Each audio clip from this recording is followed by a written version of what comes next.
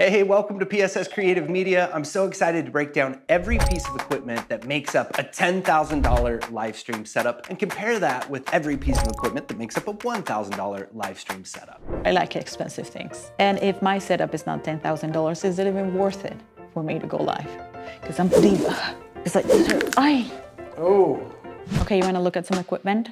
I do. $10,000, here we come. Let's start with the audio. For this, we'll use a Rodecaster Duo, really a must for live streaming situations. We have all of these really cool color pads here that allow us to program, drag and drop actual files on our computer onto this board so that by pressing this button, we can have music and sound effects. And then these sound effects will actually play through this fader here, so we can also adjust the volume of our sound effects. I'm doing and sharing something that I enjoy doing and sharing. I was gonna say decency, but that's not the word that I was looking for. The other standout features of this board, especially for live streaming, is that it has noise reduction, compression, EQ, and all those fancy podcast style voice effects actually built into the board, which means you'll have that processed, professional sounding audio free of too much noise that's actually being played to your live audience. And then as you're live, you can make adjustments to your mix accordingly. And then of course, because it's a Rode piece of gear, it will work really well with other Rode equipment, like the wireless Me transmitter. So here you don't even need the receiver, you just need the transmitter. From within the settings of the board, you'll notice a Rode wireless transmitter as an option. And then for the other side, of course, we'll use the Rode Pod Mic. I love these wireless microphones for live situations, especially when Veronica's giving presentations or the person that is giving the live stream is gonna be on the move. This allows them to move their hands and not really have to worry about their microphone technique. This one, of course, will get a superior sound quality and more of that broadcast style voice that we're used to in podcasts. And of course, there's other accessories that you'll need to lump into this, such as cables, headphones. I'm a big fan of these headphones that actually wrap over your ears, but whoever's running this board especially is going to need to monitor the audio with some headphones. Long form content like video podcasting and live streaming is set to be the king of content in 2025. But why is that? Live streaming is going to be the best way to make content in 2025 because it will provide you with the content that you need to connect with an audience. It's going to be an efficient way to make a ton of content. And it also will separate you from people making content solely using AI. You might say the AI and ChatGPT has caused the death of the talking head video. I don't know about you, but when you're watching a scripted video now, it seems even more boring than it was before with all of those classic YouTube edits cutting in and out of it. And you can tell that the person is just reading a teleprompter, so all of their personality is kind of zapped out, or they have to overperform to seem like they're not reading. People are craving that humanness. And there's not a better way to show your humanness and your rawest and your rawest form than going live to your audience. And we've been doing that here on YouTube with very good results. From those live streams, we have captured a lot of content that is being repurposed. We are also connecting with our audience. We are answering their questions live. I like your ideas, Steven, but can we just look at some gear? And now let's move on to the video setup, and we can start with our video camera switcher. In this case, we're using the ATEM Mini Pro. This is actually a very affordable piece of equipment. Here you could also use the Rodecaster Video, which we'll be making videos about on our channel shortly, so tune in for that. But this ATEM Mini is a real convenient guy. And what this allows you to do is actually plug in multiple camera sources, but then it will just give you one output. And in this case, you can use the USB output, and then you won't need any other adapters to actually make the HDMI read by your computer. Now you can easily switch between camera 1, 2, 3, and 4. Now we are, of course, going to need some cameras. Live streams are fun, but you can take it up a notch and then have multiple shots using multiple cameras to make your live stream even more entertaining and more like a show. So our first go-to for that is the Sony a7 Mark IV. We love Sony cameras and we like to experiment with different models. In an ideal setup, it wouldn't be a bad idea to use the same model of camera for all of your cameras. But as long as they're Sony cameras, they'll have a similar color profile and they'll look really nice together. So we love this a7 IV model, but we're also big fans of the Sony a7 III. One One of the big differences between the Sony a7 III and the a7 IV is that the HDMI output is a full-sized HDMI output, which makes it a little more convenient and it feels more rugged and stable. But the a7 III gets incredible picture quality and works as our second camera. And then for our third camera, a beautiful camera, is the Sony FX30. This is the Cinema Line camera. This is the cheaper of the two Cinema Line cameras from Sony, the FX30. And it does have a crop sensor on it, which is one of the drawbacks of this. What a crop sensor means is that it will actually zoom in a little bit on whatever lens you have. So if you have a 25mm lens, it'll actually be more like a 35mm lens on this camera. But this is truly a real top contender for a video podcast camera because it's heavy duty, has lots of ways that you can mount things to it, plug audio into it, and this can be your complete video podcast workstation right here. An amazing camera with great picture quality.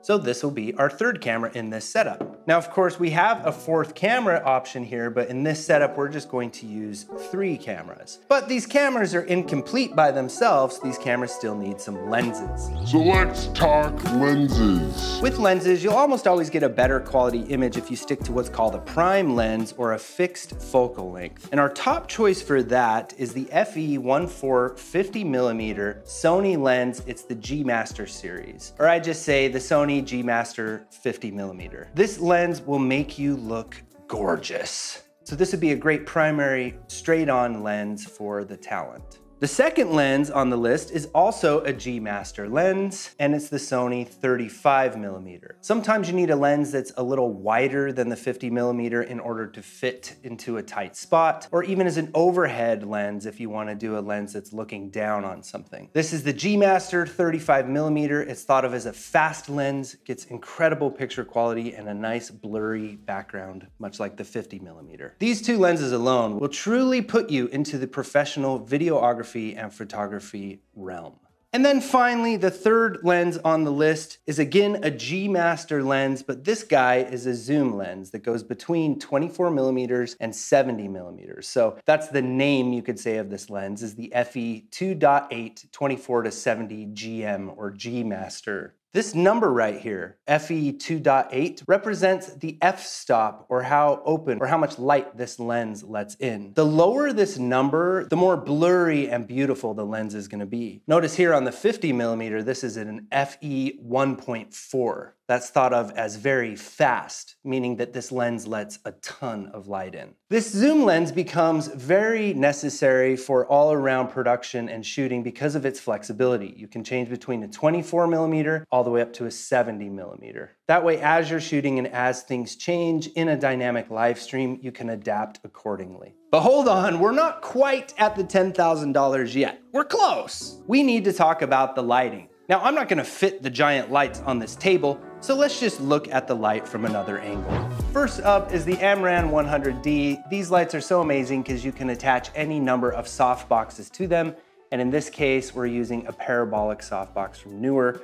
This parabolic softbox is cool because it has this grid feature on the front of it that will truly make your talent look attractive and feel very confident. And next up we have the Aputure Lightstorm 120D2. Very similar to the other light, you're able to attach the same style of softbox to it. The higher the number with these lights, the more powerful the light. So this one's 120, so we get more power out of this light. And with this softbox, we also use a Neewer softbox. This one, we leave the grid off of it, which makes the light fill in a little bit more of the background, and it's a little bit brighter on our subject. I don't want you to get discouraged. Oh, like Veronica's so bougie, like $10,000. Like, let's just forget about that because we can get amazing results with a setup that it's only $1,000. If that's within your budget, like let's do it, baby. All right, for the $1,000 setup, let's start with the audio. The Rode USB Pod Mic is the big winner for live streaming, and that's because it has built into it, by using the Rode Central app on your computer, all of those audio processing effects that I talked about with the Rodecaster board. It has noise reduction, compression, and EQ, so that you'll sound crystal clear, and any noise or subtle electronic noise will actually be taken out of your mix. Really great microphone, but already takes up a couple $100 of our budget. For the video, none other than the Sony ZV-1. Don't let the size of this guy fool you. This is an incredibly powerful camera. It records up to 4K video, perfect for creating social media videos, wonderful for vlogging, live streaming, and video podcasting. Depending on the deal that you get on this camera, this can run upwards of $700 US.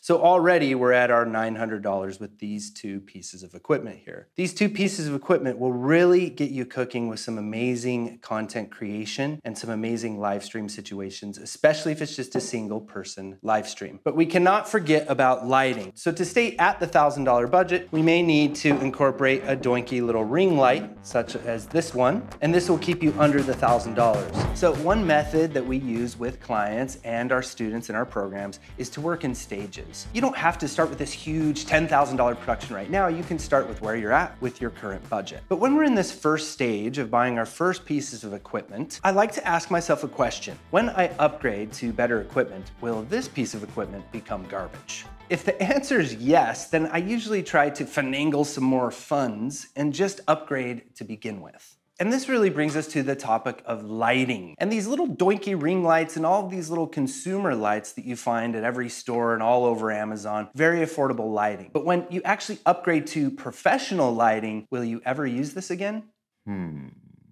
Lighting is one of those things when it comes to all types of video content creation, whether it be video podcasts, YouTube videos, or live streaming, that many creators overlook at first. It's all about the cameras and the microphones. We don't think about the lighting. But the lighting is equally, if not more important than your camera choice. So rather than opting for some cheap doinky ring lights, why not instead just get some LED lights like this that have a little softbox panel that you can pack on top of it. You can get a setup, 2 of these LED lights for about $300 US right now. And I know if you compare that to the $50 or $60, whatever it may be, that you get one of these guys for, it seems steep. But later, when it comes time and you actually get some bad boys, some real big lights with some huge soft boxes, you'll still find many, many use cases for these LED panel lights. They're incredibly versatile, and to have this little soft light that you can treat any scene, any scenario that you're in is invaluable. We want soft, nice, diffused light, and usually on a single subject, 2 light sources is better than 1, especially if you're going for a neutral, low shadow, flattering lighting setup that can work for everyone across the board. And the lighting can really build your confidence and really give you this feeling like you're stepping onto stage, because you are.